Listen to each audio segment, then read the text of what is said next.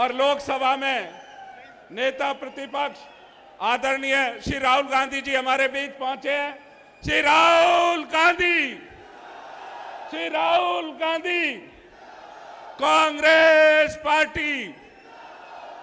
भाई श्री दीपेंद्र हुड्डा जी, सतपाल ब्रह्मचारी जी, आदरणीय उदयभान जी, आप सबका बहुत बहुत स्वागत है। मैं अनुरोध कर रहा हूं भाई इंदुराज नरवाल जी से और आदरणीय जगबीर मलिक जी से, जो दोनों प्रत्याशी हैं, वो अपनी तरफ से स्वागत करेंगे।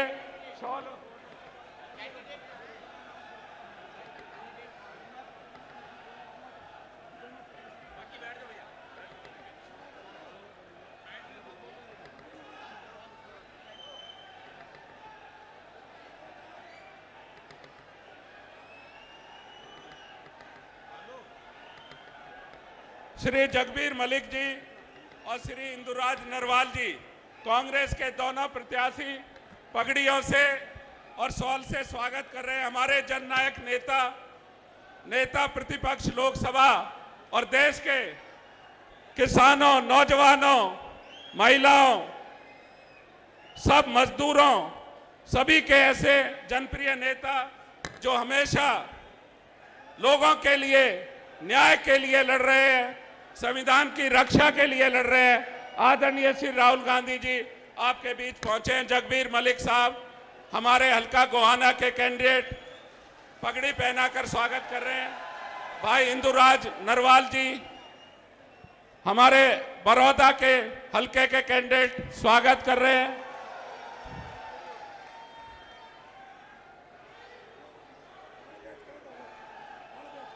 हाँ,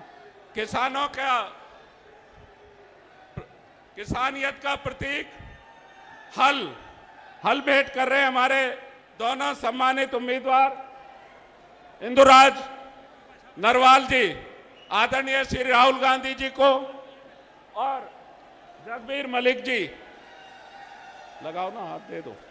जगबीर मलिक जी, ये दूसरा हल। अच्छा, इंदुराज नरवाल जी दीपेंद्र भाई हुड्डा जी को, अपने लोकप्रिय सांसद को हेलमेट कर स्वागत कर रहे हैं। आप सबका बहुत बहुत धन्यवाद है। एक जोर से नारा आदरणीय श्री दीपेंद्र हुड्डा जी को चद्दर भेंट करते हुए मैं एक जोरदार नारे के साथ, कांग्रेस पार्टी, कांग्रेस पार्टी, जननायक श्री राहुल गांधी। और 5 अक्टूबर को क्या हो रहा है भाई? बीजेपी, कांग्रेस, कांग्रेस।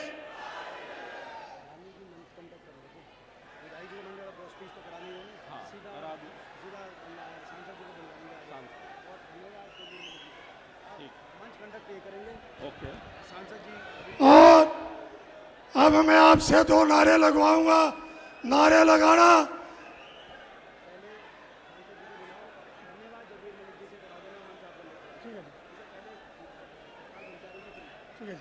मैं नारे लगवाऊंगा, आप नारा लगाना जोर से।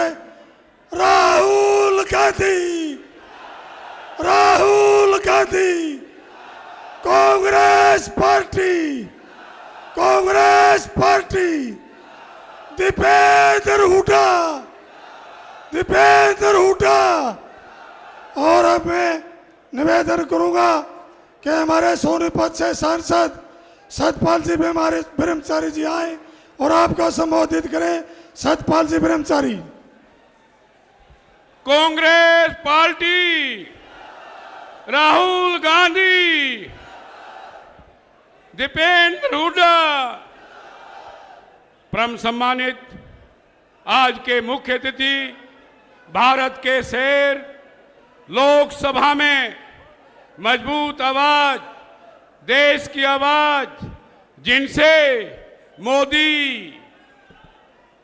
अमित शाह और राजनाथ सिंह जैसे नेता, जिस दिन आपका उद्बोधन था पहले दिन भारत की लोकसभा में, आपने देखा होगा शेर की तरह संविधान पर बात हो, देश की तरक्की पर बात हो, देश के अन्य कामों पर बात हो, तो आपने स्वयं देखा है हमारे भारत के शेर राहुल गांधी जी को, और आपकी हिम्मत नहीं थी।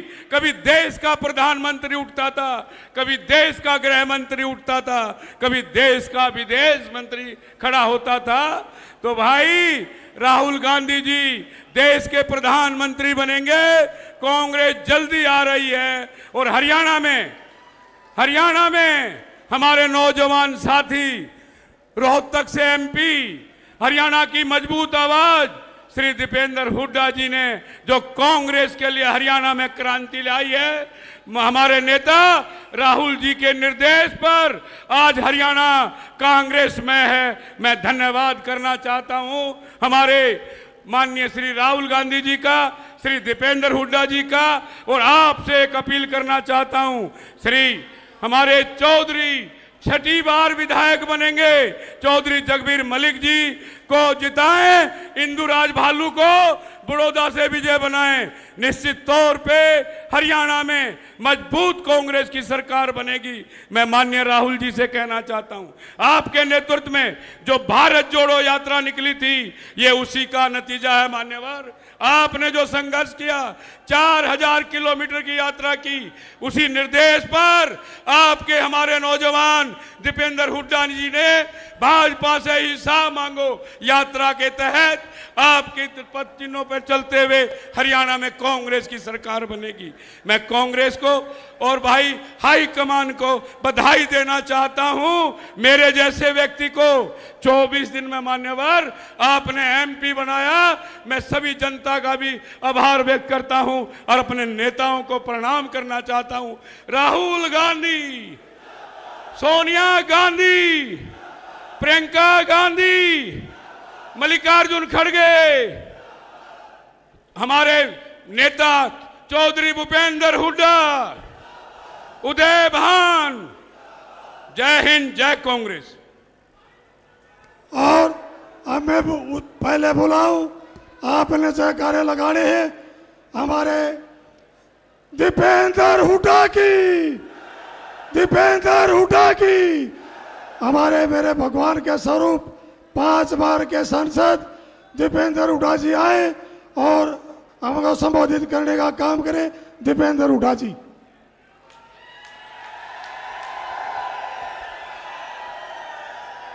राहुल गांधी हमारे बीच में, हमारे सबके नेता आदरणीय श्री राहुल गांधी जी, हमारे सांसद परम श्रद्धेय सतपाल ब्रह्मचारी जी, हमारे बहुत वरिष्ठ विधायक और यहाँ से कांग्रेस के प्रत्याशी जगबीर मलिक जी, बड़ौदा से कांग्रेस के प्रत्याशी इंदुराज भालू जी, सभी सम्मानित मंच।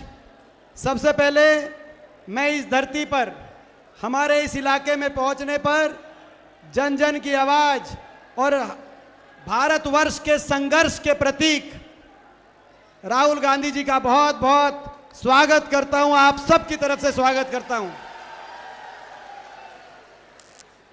राहुल जी, आपने जिस निडरता के साथ 10 साल इस तानाशाही भाजपा सरकार से टक्कर ली, असूलों पे ईमानदारी से जो आपने लड़ाई लड़ी, जो संघर्ष किया, जिस स्पष्टता के साथ संघर्ष किया, आज ये हरियाणा वाले सीधे हैं, सच्चे हैं। हरियाणा वाले ठगे जाते हैं, लोग, बड़े बड़े लोग आकर हमें ठग के चले जाते हैं। कोई गुजरात चला जाता है, कोई ठग के चला जाता है, कोई दिल्ली से, लेकिन आपने हमारा दिल जीता है, आपने हरियाणा वालों का दिल जीता है। और आपको हम विश्वास दिलाते हैं कि हरियाणा में कांग्रेस पार्टी की सरकार बनेगी। और ये इलाका भी आपको बताओ, राहुल जी को विश्वास दिला दूं, सारी इलाके की सारी सीट, एक एक सीट राहुल जी आपकी सच्चाई पे, आपकी ईमानदारी पे, आपके संघर्ष पर एक एक सीट कांग्रेस की झोली में डालने का ये हमारा इलाका करेगा, क्योंकि बीजेपी ने बहुत नुकसान कर दिया हमारे हरियाणा का। आज देश में नंबर 1 बन गया हरियाणा, बेरोजगारी में देश में नंबर 1, महंगाई में देश में नंबर 1, अपराध में देश में नंबर 1, नशे में देश में नंबर 1 बना गया हरियाणा। आपस भाई को भाई से उलझा दिया। लेकिन हमारा भी नारा है, ये तोड़ेंगे और हम जोड़ेंगे, ये तोड़ेंगे और हम जोड़ेंगे। इस विचारधारा के साथ 36 बिरादरी, हर धर्म कदम से कदम मिलाकर एक उज्जवल भविष्य हरियाणा की तरफ आगे बढ़े। जिस सरकार ने इतना अन्याय हरियाणा पे किया हो, जिस सरकार ने हर वर्ग को नजरअंदाज किया हो, जिस सरकार ने 750 बीजेपी की सरकार ने 750 जानों की कुर्बानी लेने वाली ये सरकार, हमारी बेटियों को दिल्ली की सड़कों पे घसीटवाने वाली ये सरकार, कर्मचारियों सरपंचों पे लाठियां बरसाने वाली ये सरकार, गरीब आदमी की सारी योजनाओं को समाप्त करने वाली ये सरकार, 5 अक्टूबर को जब वोटिंग पड़ेगी हरियाणा में तो बीजेपी की ये सरकार जाएगी और कांग्रेस की सरकार जब वोट पड़ेगी हरियाणा में, ये राहुल जी हरियाणा को कच्ची नौकरी की राजधानी बना दिया। ये जो आप देख रहे हैं, कच्ची नौकरी की राजधानी बना दिया हरियाणा को। पक्की सरकारी नौकरी समाप्त कर दी हरियाणा से बीजेपी सरकार ने। 1.5 लाख बच्चों को कौशल निगम से और सीडीपीएलओ के माध्यम से बिना रिजर्वेशन, बिना पेंशन, कच्ची नौकरियों में हरियाणा के नौजवानों का शोषण किया जा रहा है। ये इसी बात का बैनर लेकर ये नौजवान आपके पास आए हैं। ये प्रदेश जय जवान जय किसान का प्रदेश, जय संविधान का प्रदेश। जब वोट पड़ेगी 5 अक्टूबर को तो हर वोट से निकलेगा जय संविधान, हर वोट से निकलेगा जय जवान, हर वोट से निकलेगा जय किसान, हर वोट से निकलेगा जय नौजवान। और जब वोट पड़ेगी हुक्मरान है, इन दिल्ली के हुक्मरानों तक एक आवाज जाएगी, उनको पता चल जाएगा। क्या पता चल जाएगा? ये हरियाणा है प्रधान। राहुल जी, एक आपको एक बड़ी स्पेशल आपको गिफ्ट देना चाहते हैं इलाके की तरफ से, एक बहुत ही स्पेशल गिफ्ट। जब आप आए थे आपने एक मिनट, ये भी स्पेशल गिफ्ट है, मातू की जलेबी है। ये हमारे मातू की जलेबी, हमारे सांसद जी के पंडित मातूराम जी की जलेबी, गोहाना की मातूराम जी की जो जलेबी है। राहुल जी, हम ये जलेबी खा के बड़े हुए हैं, हम ये जलेबी खा के बड़े हुए हैं।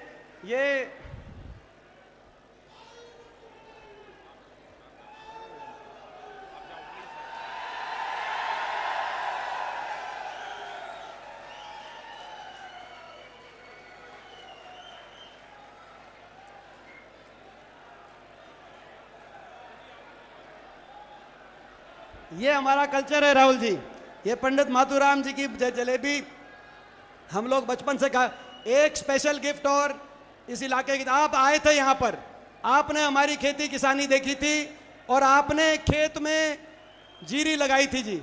वो जीरी अब चावल का रूप धारण हो गया और वो जो उस खेत का चावल का कट्टा, राहुल जी, मलिक साहब एक मिनट, जिस खेत में आपने जीरी लगाई थी राहुल जी, वो चावल अब चावल का कट्टा बन गया।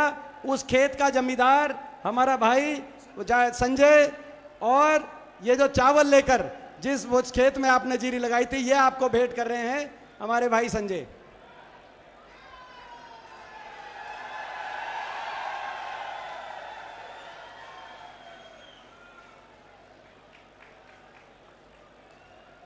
राहुल जी, हमें विश्वास है आप अन्नदाता की, किसान की और मजदूर की अगर देश में कोई लाज रखेगा तो वो हमारा राहुल गांधी जी हमारी लाज रखेंगे, हमें विश्वास है।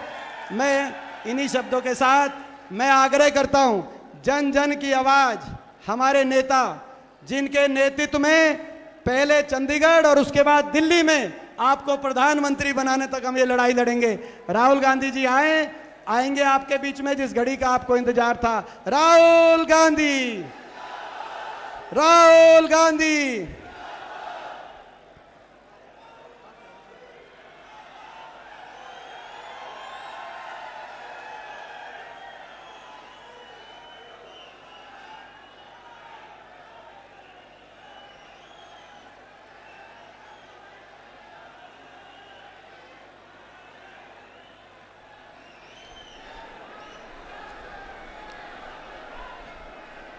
दीपेंद्र हुड्डा,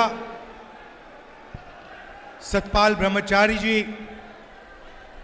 स्टेज पे कांग्रेस पार्टी के सीनियर नेता, हमारे प्यारे कार्यकर्ता जिनको मैं टाइगर कहता हूं, शेर कहता हूं,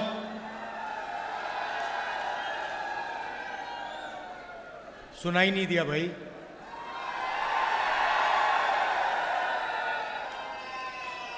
अब काफी साल हो गए मैं राजनीति में हूं और मैं आरएसएस का जो आदमी होता है और जो कांग्रेस का कार्यकर्ता होता है उसमें जो फर्क होता है 1 सेकंड में पहचान लेता हूं। मुझे दिखते ही पता लग जाता है ये कांग्रेसी है या फिर ये आरएसएस बीजेपी का आदमी है। आप जानते हो पता है कैसे लगता है? पता कैसे लगता है जानते हो? ये स्टेज देखो आप, ये देखो इनके चेहरे देखो, ये सब मुस्कुरा रहे हैं। ऐसे ही हमारे कार्यकर्ता होते हैं, 24 घंटा आपको खुश दिखेंगे, चेहरे पे मुस्कान दिखेगी। और बीजेपी के नेता, बीजेपी के कार्यकर्ता ऐसे होते हैं, 24 घंटा वो ऐसे रहते हैं। आप इनके चेहरे देखो, मोदी जी का चेहरा देखो, राजनाथ सिंह जी का देखो, मोहन भगवत जी का देखो, इनके सब कार्यकर्ताओं का चेहरा देखो, वो ऐसे देखेंगे।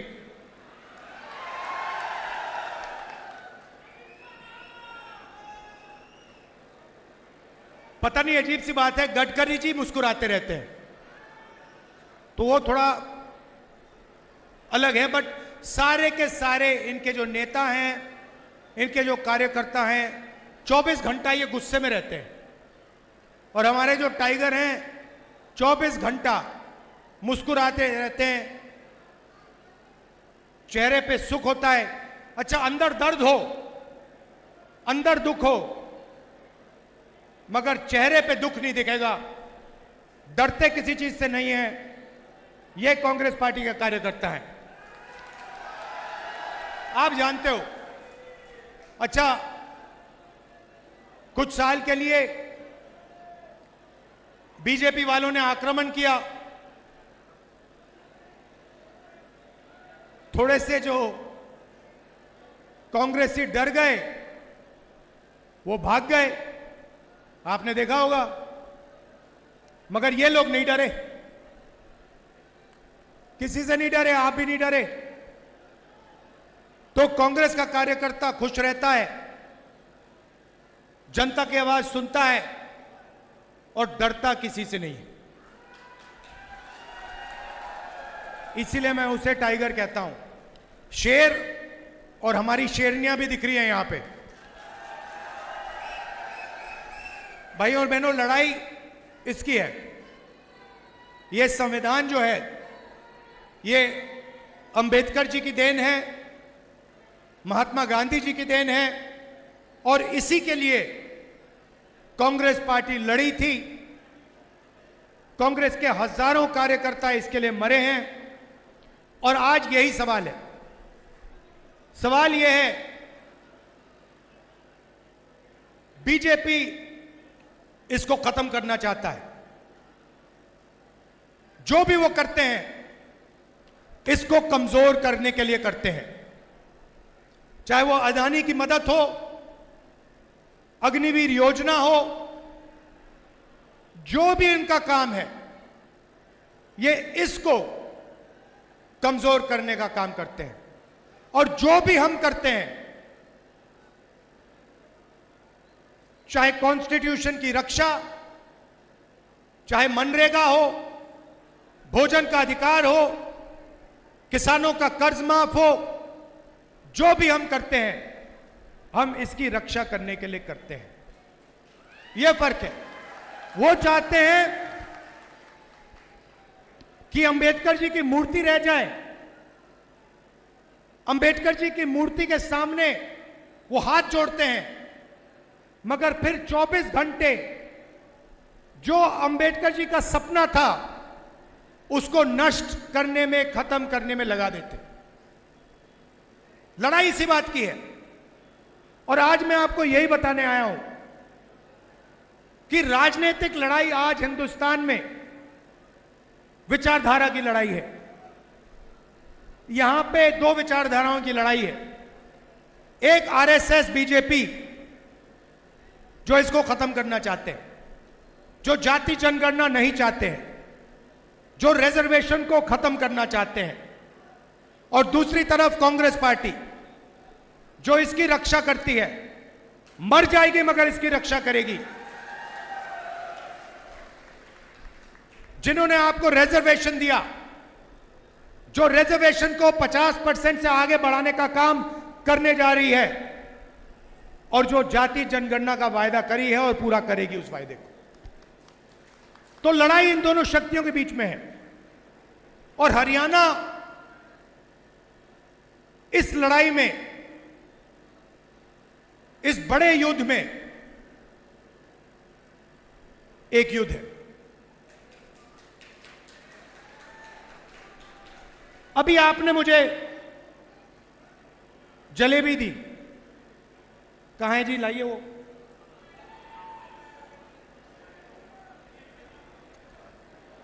नहीं, वो डब्बा दो, डब्बा दो।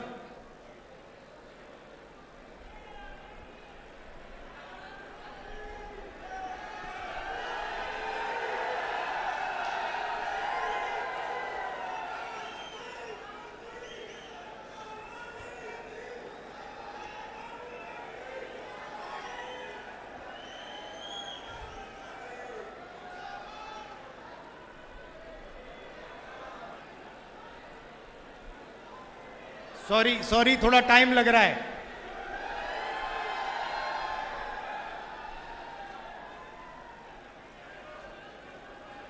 ये देखिए,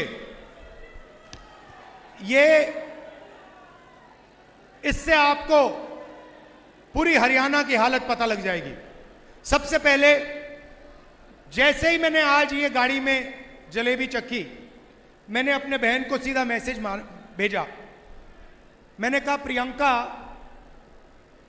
प्रियंका को जलेबी बहुत अच्छी लगती है। मुझे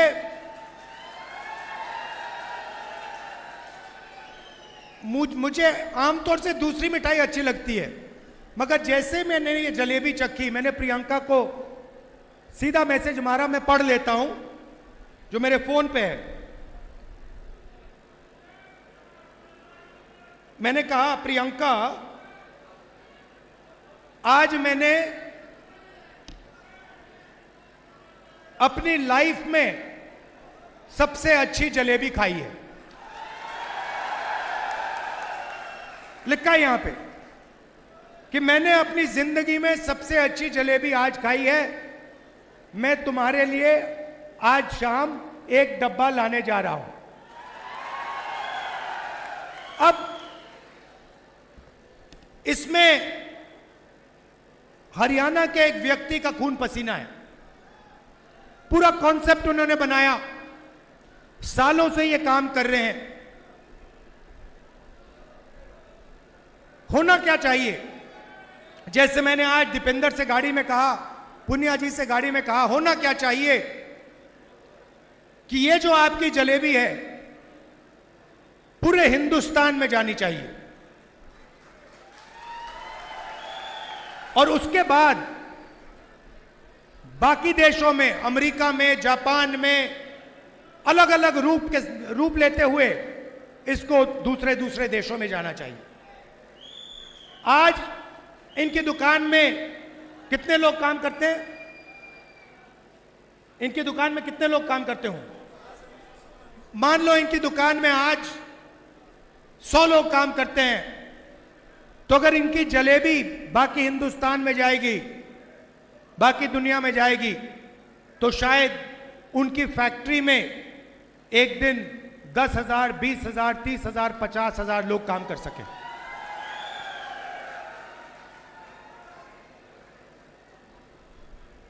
मगर उनको नरेंद्र मोदी जी ने चक्रव्यूह में फंसा रखा है। जैसे यहां पे महाभारत में कुरुक्षेत्र में अभिमन्यु को फंसाया गया था, वैसे ही इन्हीं को, मथुराम जी को चक्रव्यूह में फंसाया गया है। कैसे फंसाया?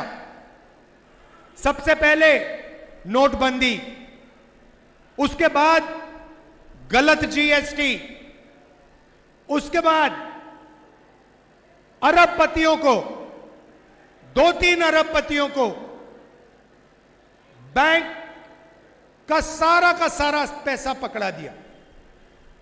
अगर आप इनसे जाके पूछेंगे कि भैया बैंक से आप पैसा मांग सकते हो, लोन ले सकते हो, और मशहूर आदमी है, अगर आप इनसे पूछोगे ये कहेंगे नहीं भैया, बैंक हमें कर्जा नहीं देगा, बैंक तो हिंदुस्तान में आज अदानी और अंबानी को ही पैसा दे सकता है। वहां नहीं बात रुकती, इनको फिरौती की कॉल आती है, बाहर देश से कॉल आती है, एक्सटॉर्शन किया जाता है, 5 लाख 10 लाख रुपए मांगे जाते हैं, डराया जाता है, धमकाया जाता है। और यह सिर्फ एक आदमी के साथ नहीं हो रहा है, यह हजारों लाखों लोगों के साथ हरियाणा में किया जा रहा है। नरेंद्र मोदी जी ने और आपकी सरकार ने हरियाणा को बेरोजगारी का सेंटर बना दिया है। हरियाणा में अगर कोई रोजगार चाहता है उसे नहीं मिल सकता। मैं अभी गया, अमेरिका गया, डैलस गया, डैलस में हमें फोन कॉल आता है, कहते हैं राहुल जी हम आपसे मिलना चाहते हैं। कौन हो आप? हम हरियाणा के युवा हैं।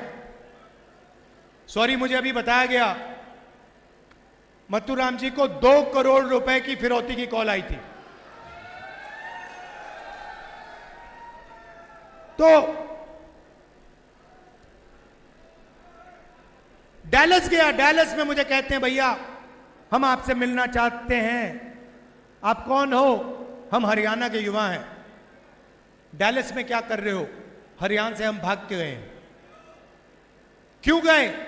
हरियाणा में रोजगार नहीं है, हरियाणा में महंगाई है, हरियाणा में हम अपना सपना पूरा नहीं कर सकते, इसीलिए हम अमेरिका गए। कैसे गए? खेत बेचकर, 50 लाख रुपए देकर, कर्जा लेकर गए। कहां से गए? दिल्ली से इस्तांबुल, इस्तांबुल से कजाकिस्तान, कजाकिस्तान से साउथ अमेरिका, साउथ अमेरिका से सूरीनाम, सूरीनाम से पनामा, पनामा के जंगलों से निकलकर हम अमेरिका गए। अभी तक हमें नहीं मालूम कि हमें वापस भेजा जाएगा या नहीं। क्यों गए? करने को कुछ नहीं है। किस रेट पे आपने कर्जा लिया? 2 रुपए प्रति महीना। मैंने उनसे पूछा भाई बताओ, 30 लाख रुपए आपने दे दिए, 50 लाख रुपए आपने दे दिए अमेरिका जाने के लिए, हरियाणा में आपने छोटा सा बिजनेस क्यों नहीं खोला? हरियाणा में आपने दुकान क्यों नहीं खोली? हरियाणा में आपने छोटी फैक्ट्री क्यों नहीं खोली? उन्होंने मुझे कहा राहुल जी, हरियाणा में छोटी फैक्ट्री, छोटा बिजनेस सफल हो ही नहीं सकता, इसलिए हम अमेरिका गए हैं। उसके बाद कहते हैं राहुल जी एक काम कीजिए हमारे लिए। मैंने कहा क्या? कहते हैं राहुल जी हम अपने परिवार से नहीं मिल सकते, 10 साल के लिए हम अमेरिका में फंसे हैं। अगर हमारे पिता की मृत्यु होती है, माता जी की मृत्यु होती है, हम अंतिम संस्कार तक नहीं करवा सकते। हमें वीडियो फोन पर अपने पिता माता का अंतिम संस्कार करना पड़ता है। सच्चाई है, यह हालत है हरियाणा की। राहुल जी आप जाइए, हमारे परिवारों से मिलिए और उन्हें कहिए कि हम ठीक हैं। मैंने कहा भैया आप वीडियो कॉल पे तो बात करते हो, मेरे जाने की क्या जरूरत है? कहते नहीं राहुल जी, वो हमारी बात मानते नहीं हैं, वो सोचते हैं कि हम झूठ बोल रहे हैं। आप जाके उन्हें बताइए कि हम ठीक हैं, हम अकेले हैं, सपना पूरा करने के लिए आए हैं, मगर ठीक है। तो मैं वापस गया, सुबह सुबह करनाल गया, 20-25 परिवारों से मिला।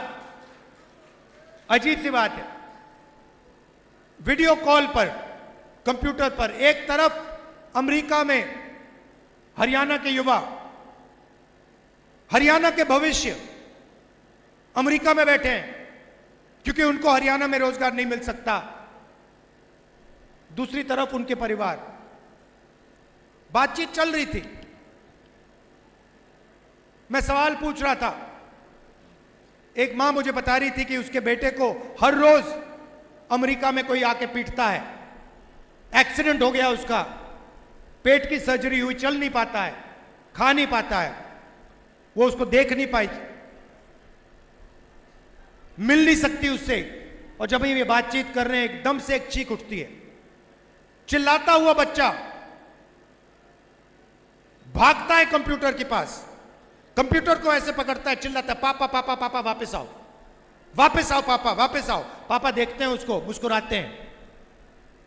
रोना चाहता है क्योंकि वो अपने बच्चे को 10 साल के लिए नहीं देखेगा, मगर हरियाणा के लोगों के जैसे, कांग्रेस के हमारे जो कार्यकर्ता है वैसे,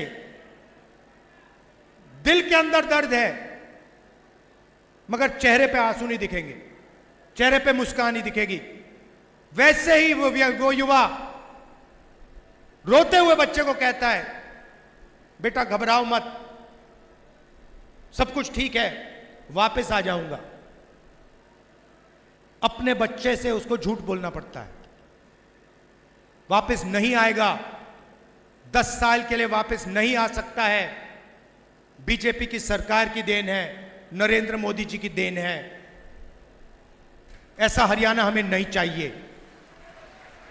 यहां पे अदानी जी के लिए, अंबानी जी के लिए, अरबपतियों के लिए सब कुछ होता है। आप अग्निवीर योजना की बात करते हो, अग्निवीर योजना का क्या मतलब है? नाम दे रखा, बड़ा सुंदर नाम दिया है, अग्निवीर। इस योजना का एक ही लक्ष्य है कि जो पहले हिंदुस्तान के जवानों के जेब में पैसा जाता था, पेंशन का पैसा जाता था, कैंटीन का पैसा जाता था, जब वो शहीद होते थे उनको जो कॉम्पेंसेशन मिलती थी, अग्निवीर उस पैसे को छीनने का तरीका है। नाम दिया, बड़ा सुंदर नाम दिया है, मोदी जी ने सोच के दिया है। देशभक्ति की भावना है, उससे खिलवाड़ करने का यह नाम है। उसको अग्निवीर योजना नहीं देना चाहिए नाम, उसका सच्चा नाम है अदानी योजना। उसका लक्ष्य है कि हिंदुस्तान की डिफेंस का बजट जो जवानों की ट्रेनिंग में जाता था, उनकी पेंशन में जाता था, उनके शहीद दर्ज में जाता था, उनकी कैंटीन में जाता था, वो पैसा डाइवर्ट करके अदानी जी के जेब में चला जाए। आप जाइए, गूगल पे जाइए, आज शाम मीटिंग के बाद जाइए, अदानी डिफेंस कंपनी का नाम लिखिए गूगल पे, उस पे आपको हथियार दिखेंगे, ड्रोन दिखेंगे, कारतूस दिखेंगे, राइफल दिखेगी, असॉल्ट राइफल दिखेगी, पिस्तौल दिखेगी, सब दिखेगी। एक भी हथियार अदानी ने नहीं बनाया है। सारे के सारे हथियार इजरायली कंपनी और अमेरिकन कंपनियों ने बनाए हैं। अदानी जी का लेबल है, जैसे अग्निवीर योजना लेबल दिया है, वैसे ही वहां पे अदानी डिफेंस लेबल दिया है। अदानी डिफेंस सिर्फ इजरायली हथियार हिंदुस्तान में बेचने का काम करता है, अमेरिकन हथियार हिंदुस्तान में बेचने का काम करता है। अग्निवीर से जवानों का पैसा छीना और अदानी डिफेंस के माध्यम से जवानों का पैसा अदानी जी के जेब में डाला। यही सिस्टम चल रहा है। चमकते हुए लेबल हैं, अग्निवीर, अदानी डिफेंस, ये सब खोखले हैं। एक ही सच्चाई है, हिंदुस्तान में गरीबों का पैसा अरबपतियों के जेब में डालना है। कैसे डालना है, किस प्रकार डालना है, यह है नरेंद्र मोदी का काम। काले कानून लाए, 3 किसानों के खिलाफ कानून लाए, स्टेट से कहा कि किसानों को फायदा होगा। देश के सारे किसान सड़क पे आ गए। अगर किसानों के फायदे के कानून थे तो किसान सड़क पे क्यों उतरे? क्योंकि हिंदुस्तान के हर किसान को मालूम था कि ये जो काले कानून हैं ये अदानी और अंबानी जैसे लोगों की मदद करने के कानून हैं। ये हमारा धन, हमारी मेहनत को छीनने के कानून हैं। और अच्छा हुआ कि किसानों ने ये कानून रुकवा दिए। हमने पार्लियामेंट में ये काम किया, कानून रुकवाए। यही इस सरकार का लक्ष्य है। जहां भी ये आपसे पैसा निकाल सकते हैं, ये छीन के निकालेंगे। बड़े बड़े भाषण हो जाएंगे, बड़ी स्पीच होगी, मगर अंत में महंगाई बढ़ेगी, आपके जेब में पैसा नहीं आएगा और अदानी जी की, अंबानी जी की हजारों करोड़ रुपए की शादियां होंगी। आपने देखी है अंबानी जी की शादी? देखी आपने? मीडिया पे आपने देखा होगा। मीडिया पे हिंदुस्तान में लाखों करोड़ों शादियां होती हैं। आपने मीडिया पे किसी गरीब किसान की शादी देखी है कभी? कभी किसी मजदूर की शादी देखी?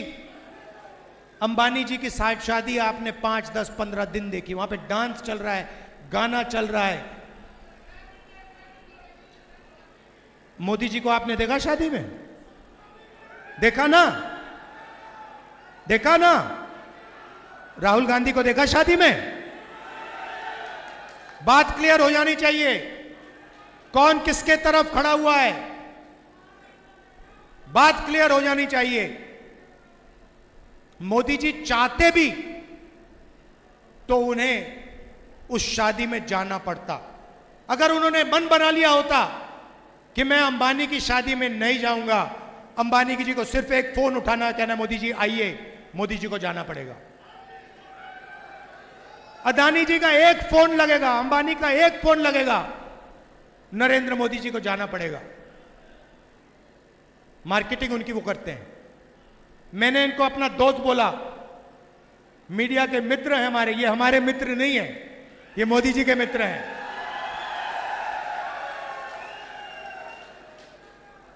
मुद्रा पोर्ट में 3000 किलो हेरोइन पकड़ा जाता है। हरियाणा में ड्रग्स फैल रहे हैं, 3000 किलो,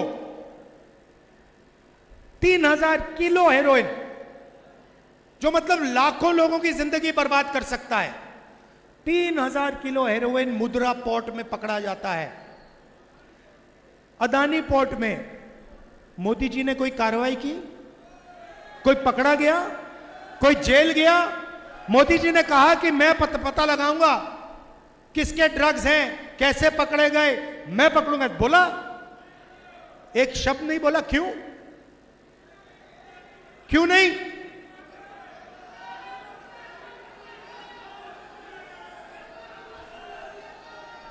तो हरियाणा की माताएं 24 घंटा, अभी मैं लंच करके आया हूं, पहली बात उन्होंने बोली, राहुल जी हरियाणा में ड्रग्स फैल रहा है। पूरा हरियाणा जानता कि हरियाणा में ड्रग्स फैल रहा है। मुद्रा पोर्ट में हजारों किलो पकड़ा जाता है। यहीं तो आएगा वो ड्रग्स, यहीं तो आएगा। मोदी जी ने एक शब्द नहीं बोला। मीडिया ने कहीं नहीं लिखा, कहीं नहीं बोला कि अदानी के पोर्ट में हजारों किलो हेरोइन पकड़ा गया है। शादी दिखा देंगे,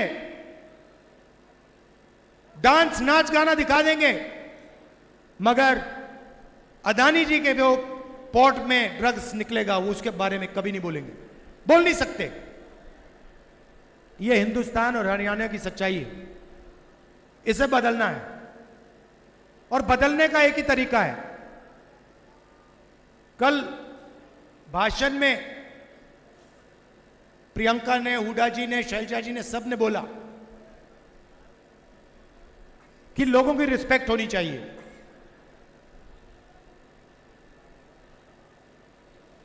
इज्जत होनी चाहिए, सही बात है, सबकी रिस्पेक्ट होनी चाहिए, सबकी इज्जत होनी चाहिए। मगर अगर हम किसान की इज्जत करें और 24 घंटा उसकी रिस्पेक्ट करें और उसकी जेब में पैसा नहीं है, तो उस इज्जत रिस्पेक्ट का कोई मतलब ही नहीं है, कोई फायदा नहीं। वो भूखा मर रहा है, उसको रिस्पेक्ट नहीं चाहिए, उसे भोजन चाहिए, उसे पैसा चाहिए। सही बात। तो मैंने मन बना लिया है, मेरा एक ही काम है राजनीति में, जितना पैसा नरेंद्र मोदी ने अरबपतियों को दिया ना, उतना पैसा मैं उठाकर किसानों को दूंगा, मजदूरों को दूंगा, गरीबों को दूंगा। मेरी सोच है कि भैया रिस्पेक्ट जब ही आती है, रिस्पेक्ट जब ही आती है जब जेब में पैसा होता है। पैसे के बिना रिस्पेक्ट नहीं आएगी। इसीलिए अगर उसने 16 लाख करोड़ रुपए 25 लोगों का कर्जा माफ किया है, तो हम भी लाखों करोड़ रुपए किसानों का कर्जा माफ कर सकते हैं।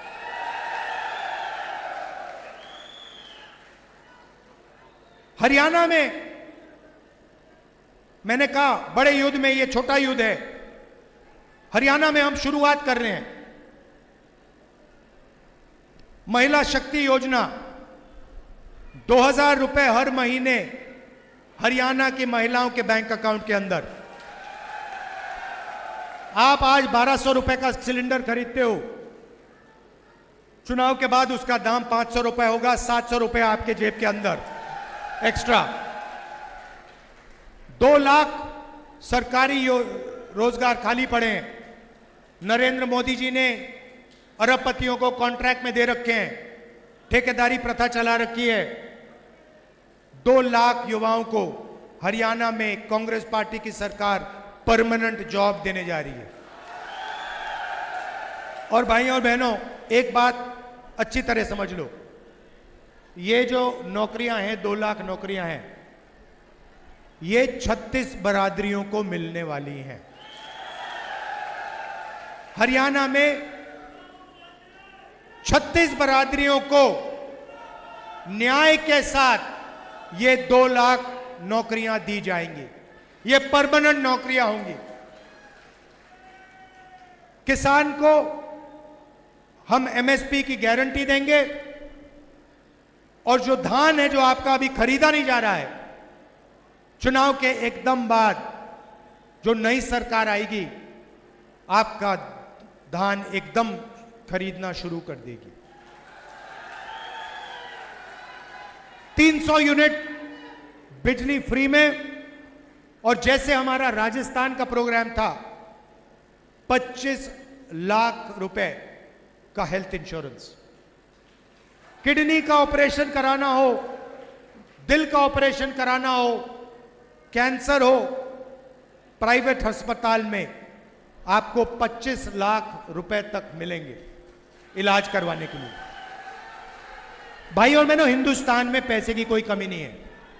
लोग कहते हैं हिंदुस्तान में गरीबी है। हिंदुस्तान गरीब नहीं है, हिंदुस्तान के लोग गरीब हैं। हिंदुस्तान में 30-25 अरबपति हैं, लाखों करोड़ रुपए पड़ा है उनके पास।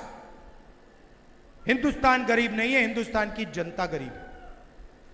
हिंदुस्तान का किसान गरीब है, हिंदुस्तान का मजदूर गरीब है, मगर पैसे की कोई कमी नहीं है। पैसा इधर पड़ा हुआ है, बस पैसा ठीक से बांटना है। और इतना मुश्किल भी नहीं है, इतना मुश्किल नहीं है, आसानी से किया जा सकता है। तो यह मैं आपसे कहना चाहता था हरियाणा देश को रास्ता दिखाने वाला प्रदेश है। आप आज आप क्राइम में नंबर 1 पे हो, क्राइम पे नंबर 1 पे हो, बेरोजगारी में नंबर 1 पे हो। आपको रोजगार में नंबर 1 होना चाहिए। आपको रास्ता दिखाना चाहिए, देश को रास्ता दिखाना चाहिए, और आप दिखाते थे। पहले सारा का सारा देश हरियाणा की ओर देखता था, कहता था देखो हरियाणा में कैसा विकास हो रहा है। सही बात है, पूरा देश कहता था देखो हरियाणा में देखो क्या हो रहा है। वो हरियाणा हमें वापस चाहिए, सेफ हरियाणा, सुरक्षित हरियाणा, प्रगति वाला हरियाणा। ये हम करवा के दिखाएंगे। आखिरी बात, लड़ाई दो विचारधाराओं के बीच में है।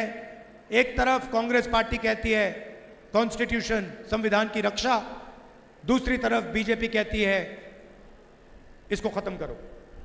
लड़ाई इन दोनों के बीच में है, और बीच में आजकल बीजेपी के ABCDEF टीम पड़ी हुई है, अलग अलग पार्टियां घूम रही हैं, वो सारे के सारे बीजेपी के सपोर्टर हैं, सारे के सारे बीजेपी के सपोर्टर हैं। एक तरफ कांग्रेस है, दूसरी तरफ बीजेपी है। कंफ्यूजन में मत आइए, कांग्रेस पार्टी का समर्थन कीजिए, बीजेपी को हराइए, और यहां पे 36 बरादरी की सरकार, प्रगति की, विकास की सरकार लाइए। जो हमारे टाइगर हैं, शेर हैं, शेरनियां हैं, आप हमारे लिए 24 घंटा लड़ते हो, अपना खून पसीना आप कांग्रेस पार्टी को दे देते हो, और शायद जितना कांग्रेस पार्टी को आपके लिए करना चाहिए शायद वो नहीं करती है, मगर तब भी आप बिना डरे, बिना पूछे लगे रहते हो। इसके लिए मैं आपको दिल से धन्यवाद करना चाहता हूं। आप हमारी रीढ़ की हड्डी हो। आपने देखा, आप अपनी शक्ति नहीं पहचानते। मैं कांग्रेस कार्यकर्ताओं से कहता रहता हूं, भैया आप अपनी शक्ति नहीं पहचानते। पहले मोदी जी खड़े रहते थे, ऐसे भाषण होता था, कहते थे 56 इंच की छाती है। 56 इंच की छाती गायब कर दी कांग्रेस कार्यकर्ता ने। चेहरा देखा आपने मोदी जी का? आजकल रंग बदल गया बिल्कुल। वो पुराने मोदी जी जो थे ना, वो गायब हो गए, नए मोदी जी आए हैं। कांग्रेस पार्टी के कार्यकर्ता ने नरेंद्र मोदी को टाइट कर दिया। आप किसी से नहीं डरते, आप पीछे नहीं हटते, और आपने अंबेडकर जी, गांधी जी और आपने देश को यह कॉन्स्टिट्यूशन दिया है और इसकी रक्षा करनी है। आप सबका दिल से बहुत बहुत धन्यवाद। नमस्कार, जय हिंद।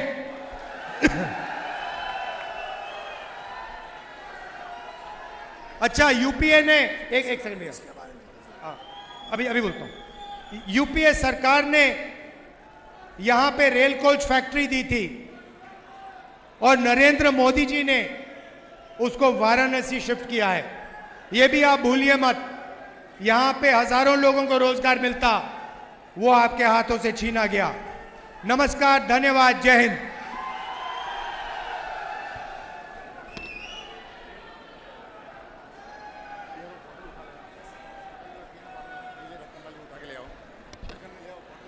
मैं राहुल जी का बड़ौदा और गोहाना की जनता से बोलो।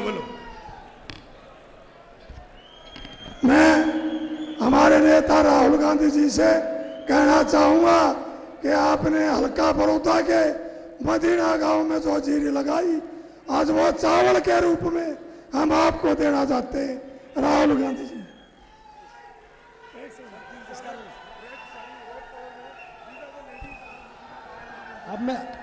अब मैं आग्रह करूंगा, हमारे आदरणीय जगबीर सिंह मलिक जी एक बार धन्यवाद करेंगे। जगबीर सिंह मलिक जी एक बार धन्यवाद प्रस्ताव।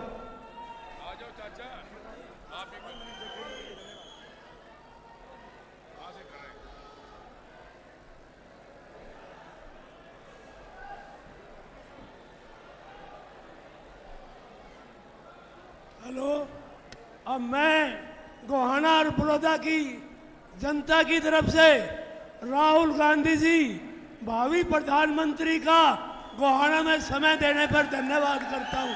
जय हिंद, जय भारत, जय कांग्रेस।